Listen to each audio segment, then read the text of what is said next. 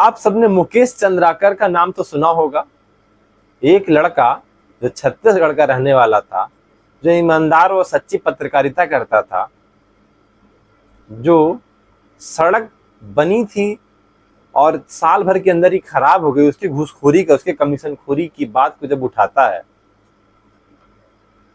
तो वहां के लोगों के द्वारा उसे सेप्टिक टैंक में चुनवा दिया जाता है। कई दिनों बाद सेप्टिक टैंक में उसकी लाश मिलती है।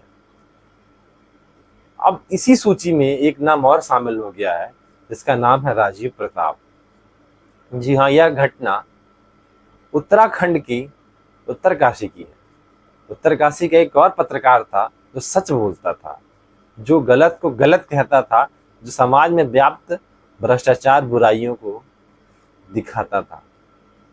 उसकी हत्या कर दी गई।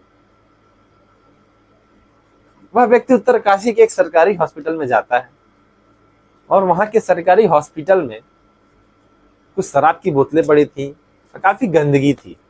उस बात को वह दिखाता है कि शराब की बोतलें पड़ी हुई हैं, इतनी गंदगी है, मरीजों का इलाज कैसे होता होगा, यह असुविधा हो रहा है।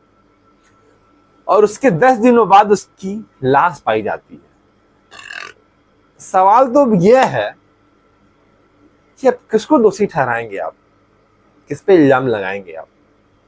लेकिन इस देश का दुर्भाग्य है कि जब कोई व्यक्ति सच बोलता है तो उसे डराया जाता है, उसे धमकाया जाता है, उसे जेल भेजा जाता है, और जब बात इतने पे नहीं रुकती है उसकी हत्या कर दी जाती है।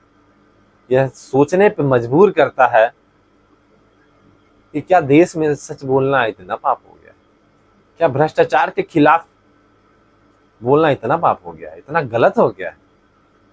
दो नाम तो देश के सामने आ रहे हैं और न जाने कितने स्थानीय लोग हैं, स्थानीय पत्रकार हैं जो ऐसा बोलते हैं, और बोलने से पहले ही उनको जेल भेज के उनका जिंदगी करियर खत्म, या तो उनकी हत्या करके उनकी जिंदगी को खत्म कर दिया जाता है।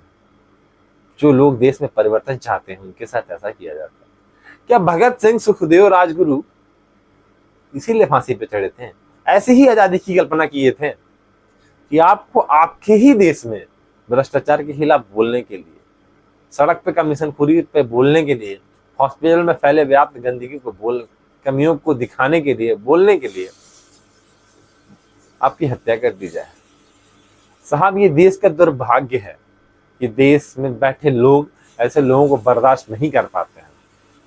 अब सवाल उठता है कि क्या संविधान के रहते आर्टिकल 19 हमें आजादी देता है अपनी बातों को रखने का, तो हमारे अधिकार छीन लिए जाएंगे? क्या हम गलत को गलत नहीं बोल सकते हैं? क्या अपनी विचारधारा को रखने का हमें सिर्फ टैक्स देने का हक अधिकार है? अगर हम टैक्स दे रहे हैं, हम भारत के आम नागरिक हैं, तो अगर कहीं सिस्टम में कोई कमी है, कोई बुराई व्याप्त है, तो उस पर बोलेंगे तो हमारे साथ यही सलूक होगा। कैसे भारत का निर्माण चाहते हैं आप?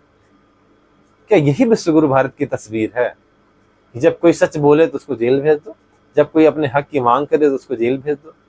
कभी उत्तर प्रदेश तो कभी बिहार तो कभी असम तो कभी लेह लद्दाख, हर महीने हर राज्य में भारत के कहीं न कहीं प्रदर्शन हो रहा है, कहीं न कहीं कुछ न कुछ घटनाएं हो रही हैं।